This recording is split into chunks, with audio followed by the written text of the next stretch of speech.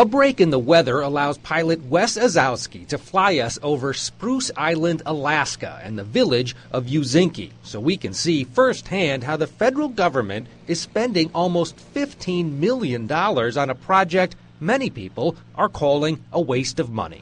The money is being used for a new airstrip, despite the fact that less than 200 people live in Uzinki, and they already have a runway, which we're about to land on. The state of Alaska claims this 2,000-foot airstrip we're landing on is too short and therefore unsafe, even though it's been in use for more than 30 years without a major accident. $14.7 million of stimulus money is paying for a new gravel airstrip about 2 miles away that will be about 1,000 feet longer. The nearly 200 residents of Uzinki, Alaska are mostly Aleut natives and descendants of Russian fur traders. There's one general store here, a post office, and a church, and now, thanks to taxpayers, they'll have 2 airstrips. If I was in a village that didn't have an airstrip and hear this, they got 2 of them, yeah, I would be very mad. Well, the U.S. Department of Transportation's Inspector General decided to audit the project, calling Uzinki's second airstrip, quote, questionable for taxpayers. Watchdog groups argue spending $14.7 million on something that benefits fewer than 200 people, more than 70,000 per person, is ridiculous. But the people behind the project, both here in Alaska and in Washington, D.C., are defending it. In fact, they say that the Uzinki runway is a perfect way to use stimulus tax dollars. The goal was get the money out fast to projects that were project ready, that could be mobilized, that could put America, all Americas in all 50 states, to work. This project achieved that goal with an investment of enduring value to both aviation and to the community.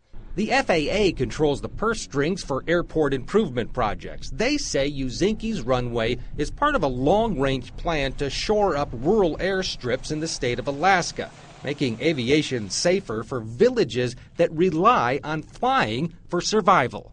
This map shows every highway in the entire state of Alaska. Not too many.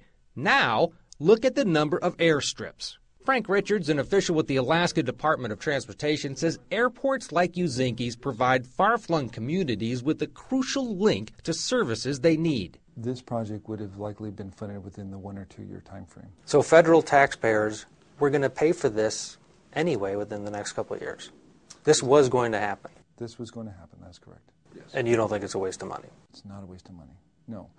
Again, the citizens of Uzinki, like any other American, should be provided transportation, health care issues, and access to the rest of America that folks in Iowa or folks in Kansas or folks in Maine afford right now.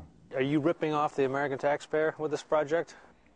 No, I'm not. I'm taking a big risk. Dana Pruz's construction company was the low bidder for the project at $9.7 million. He says it's expensive to build in remote and rural Alaska. In fact, it's going to cost about $1 million to transport all of this equipment on and off the island for this project. Labor is also expensive. Workers get tons of overtime to make up for the fact that construction has to halt during the brutal winter months. On top of that, employees have to be fed and housed here. Does it make you angry when you hear that this project is supposedly a ripoff? Well, sure it does. You know, we have hardworking American citizens doing a good job, spending the public money wisely, I believe. Good value in relationship to what it takes to do business and to build things in Alaska.